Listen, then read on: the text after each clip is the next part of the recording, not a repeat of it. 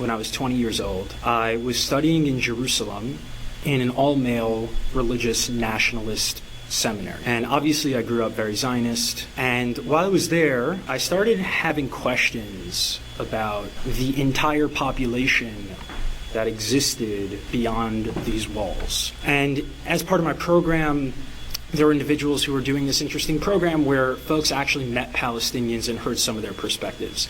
And for me, I had heard some good things about that program. Oh my God, you actually listened to Palestinians. That already right there is monumental for an Israeli to actually step outside of their own experiences and people that have experiences and put themselves in other people's shoes. That is a wild thing to ask an Israeli to do. That seems to be beyond their capabilities, so I'm surprised that this guy was able to do that. And some of the things that they were saying were interesting and appealing, so I decided to go to that program. And I remember it was a Friday before Shabbos, and I was sitting there at 9 a.m. in Jerusalem, and a Palestinian man had come to speak to us. And he was describing how he had to get up.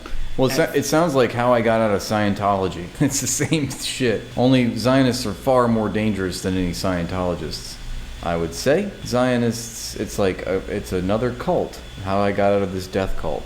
4:30 a.m. to make it to Jerusalem at 9 a.m. Even though he lived in Ramallah, which is only like 7 miles away. So obviously my brain goes, well, that doesn't make any sense. Surely it shouldn't take you more than 4 hours to go 7 miles. And then I listened how he proceeded to talk about the system of checkpoints, how he had to get on a separate bus, how he had to make the calculation of whether it made more sense for him to stay on the bus, knowing that if he's on the bus, he could be kicked off the bus at the checkpoint and go to the back of the line, or if it just made sense to just wait on the non-bus part of the checkpoint to get through to make sure that he got here in time, to speak to a bunch of Zionist Jews to try to convince them that Palestinians were human. So after the lecture, I went up to him, I was like, dude, this is fucked up. What is going on here? Why did no one tell me about this? And I was like, can you just I didn't even know what I was like, more, just more. Tell me more. He took out his ID card and he's like, yeah, I actually have to head back now because if I'm not back by a certain time, my provisional travel status is going to get revoked and I won't be able to leave Ramallah again. And it doesn't matter if the checkpoints held me up. And the checkpoints could take 3 to 4 hours. So I need to head back now. I'm like, dude, it's 10:30 or 11 o'clock. He's like, I can't take any chances. Like, I'm not risking this getting revoked. So I said to him, I was like, I need to know more. He said, well, why don't you come with me to Ramallah? So I'll tell you, the first thought that rose in my mind, it was rising and it said, the first thought that rose in my mind was, why am I from Philadelphia and claim the Middle East as my homeland? If I go, you will kill me. Because that was the way I was conditioned. Growing up, for me, Palestinians were terrorists. Thank you, Ralu, for the super chat. That a Palestinian was human, and certainly no possibility that Palestinian resistance had nothing to do with Jewish folks, but had to do with the fact that there were settlers kicking Palestinians off their land, upholding apartheid, ethnic cleansing, and genocide. So as that thought was rising, there was another voice in me, and I think this voice is a deep ancestral voice, and to this day, and he rose when he said that, like Jesus. Hey, I'm amazed at myself that I was able to challenge all of my conditioning with the second voice, a deeper voice, a deeper knowing. And that voice immediately said, well, this guy's too spiritual for me.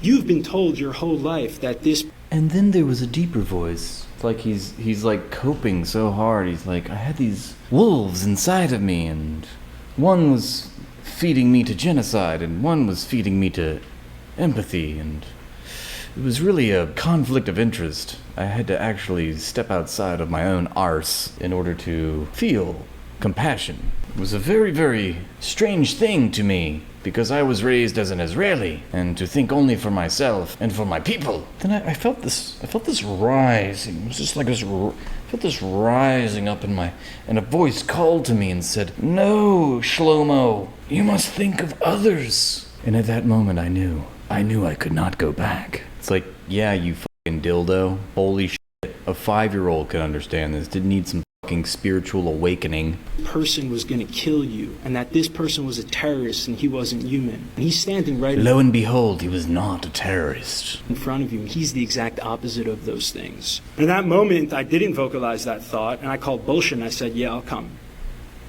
I'll come.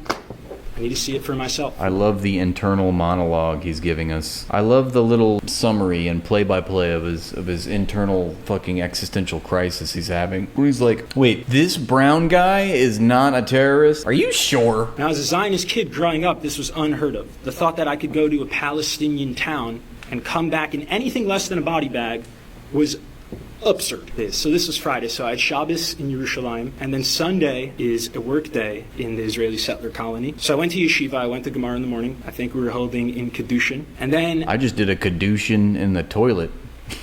during lunch, I took off my kippah, I put on a hat, and I went to Shar I'm sorry. which is Damascus Gate. The only place I wasn't allowed to go to when I was in yeshiva, for fear that Palestinians would kill me.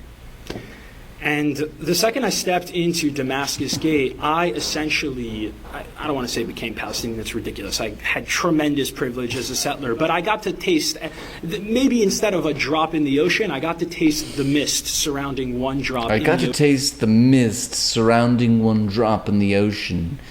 And the mist tasted just like piss. It was a piss mist. And I got a little flavor of it. And that's when I realized, am not Yisrael Cha. Notion of what it's like to be subject to a settler colonial regime. And I got on a Palestinian bus. And for me, I was like, well, this is interesting that it's a completely different busing system. But even more than that, He's like, wait a second, the slaves have feelings too? God, the slaves are human? It's like I, all of a sudden, was with the people who were supposed to kill me. And in fact, the very opposite happened, where when I was on a Palestinian bus, all of a sudden my sense of identity and belonging started to become Palestinian in terms of my sense of where my safety lies, and my sense of threat immediately became, holy shit, I'm on a Palestinian bus, I am being read as Palestinian in a fucking genocidal settler colony. I am about to go through an hour and a half of military checkpoints in knowing that this occupying army can do whatever they want to me, and the only protection I have is an American passport, which is way more than any Palestinian has, and I was still terrified. Wow. He's like, so this is what it's like. I can't believe I'm subjected to the things that I normally do to other people. This is terrifying. They're gonna think I'm brown too. And I remember the process of just like this image of I love his whole, like, he's just full of shit, you know? Just like, I'm glad he's had this change of heart. I mean, to be honest with you, most sincerely. It's great that he's doing this, but his whole, like, who he is as a person, like, even if he wasn't Israeli, if he was just like an American, I'd be like, no thank you. I would like to stuff your head into a locker because you need that. It's theatrical as fuck. It's so contrived. Like he's like one of those snake oil salesmen is how it feels. And I go by vibes alone, all right? Always. Palestinian father being comforted by his daughter. This man's probably 65 years old, and just realizing in that moment, like, the deep humiliation that this person had to undergo. And he was someone privileged who was able to leave Ramallah to Jerusalem. And I remember just going through the Columbia checkpoint, IDF soldiers coming on, harassing us. And I remember going into the Columbia checkpoint and being on the inside of the wall and seeing the beautiful graffiti and seeing that there was a graffiti of someone, a kid with a slingshot. And my Jewish brain at the time said, wow, this is amazing. The Quran and the Torah are so similar. They also have an image of King David with a slingshot. And then after that, the bus kept going, and the slingshot was pointed at an IDF soldier. And that's when it started to crumble for me, where I said, wait a second, who's who here? Oh, I am the terrorist? Wow. Also, King David's slingshot is literally the name of, hang on, it'll come to me. Israel's David's sling is a military system that intercepts enemy missiles, rockets, planes, and drones that are fired at ranges of 25 to 200 miles. You know, so yeah, of course. I mean, you know, chosen people invoking the Bible to normalize their military-industrial complex. The system was developed by the Israeli defense contractor Rafael Advanced Defense Systems, RADS, and the American defense contractor Raytheon, and became operational in 2017. It's a key part of Israel's multi-layered air and missile defense system and is designed to replace the MIM tool. Yeah, they love to name shit after Bible verses and biblical references. They're just even more deranged, if you ask me. Pretty cruel. Who's David and who's Goliath? Who's the real David? Who's the real Goliath? That's what I'm talking about, Shlomo. These are the same rocks that my ancestors used to resist oppression. And now these rocks of Palestine are being used by Palestinians to resist oppression too.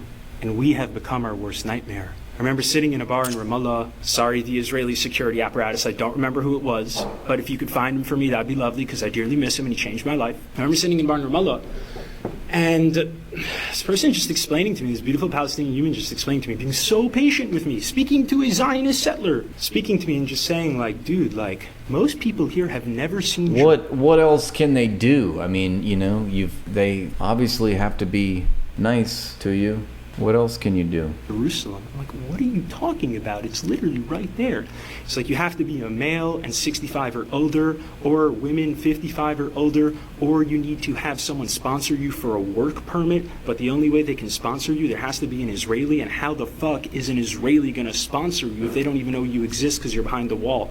Again, maybe the regulations have changed. This was my experience 5 years ago. It's probably gotten worse. And I remember him saying to me, he says, Shlomo, what would you do? What would you do if your entire life, the only person of the occupying army that you saw, and the only interaction you ever had with Jews were IDF soldiers who came in and raided you and arrested you in the middle of the night, put you under administrative detention, tear gassed your homes, cut off your water and electricity, arrested a bunch of your friends, that might make you anti-Semitic. That might make you anti-Semitic, don't you think? I think he's articulating a point that I've made as well, and others, that some of these oppressed people, like Palestinians and Yemenis, every Jew that they've ever met has wanted to kill them. Congratulations, Israeli propaganda. You did your work. You conflated Judaism with Zionism, and now the people that you're attacking can't tell the difference because you fly under the banner of the Star of David with the King David's sling and all of that. At the end, he joins Hamas. Oh, that'd be perfect. You don't think that I would resist with every single fiber in my being, as long as I was alive,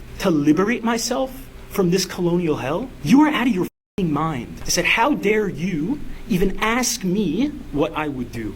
I said, do you know my ancestry? Do you know who I come from? Do you know that they're all in Miami, dog? At my lineage, my grandfather survived Auschwitz, Reb Shimon Bar Yochai, Hanukkah. You think I wouldn't fight back? Shit. That was after 6 hours. Got something in my eye. Can you imagine what 18 years, what 30 years does to the psyche of someone like that?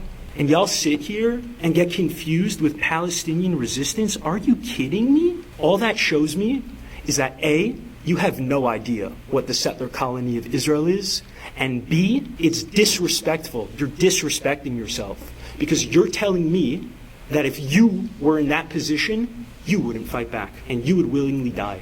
And that tells me that if I was in Auschwitz with you and we were in the bunkers, you wouldn't resist our Nazi captors. And that is someone I don't trust. So let's fucking get it together and start telling the truth and take this seriously. Let's fucking free Palestine for all people, everyone on the land. Okay, there you go. Guy's so self-righteous about being wrong. And that's fine, Conquer. It works. I'm not going to shit on it. I mean, I know I did a little bit, but it's just all in good fun here. If I am to be honest, I think it's good that he came to whatever affect he gave the story. At least, his heart's in the right place, and that's more than enough. Well, it's not more than enough. I mean, it's not enough because Palestine's not free. But for an Israeli to draw these conclusions, it's to be said for something. Nixon ordered Cambodian genocide. Clinton sent cruise missiles to Sudan, people died. Obama gave the orders to do drone strikes.